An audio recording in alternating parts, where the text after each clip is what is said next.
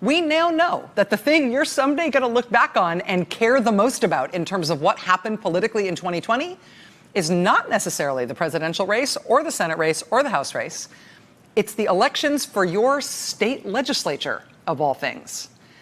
Because whichever party controls state legislatures next year, that party, they've just been given basically unfettered power to draw districts in that state in ways that more or less permanently disenfranchise the other party. In most cases, for a whole decade at a time until there's another census in 2030. I mean, just as an example, Democratic states and Republican states have drawn partisan gerrymandered maps. One of the maps that ended up before the Supreme Court for this ruling that we got yesterday was a map from North Carolina. North Carolina Republicans ended up in court in the Supreme Court case because they devised a plan for their state where if North Carolina voted basically straight down the middle, where half the votes in the state were cast for Democratic legislators and half were cast for Republican legislators. If it was an even split in the state vote, that would result in 10 North Carolina congressional seats going to Republicans and only 3 going to Democrats. Even vote, 10-3 outcome. That's how much they rigged the game in North Carolina. I'm State Representative Greg Meyer, and 2020 is our chance to rebuild North Carolina's democracy from the ground up.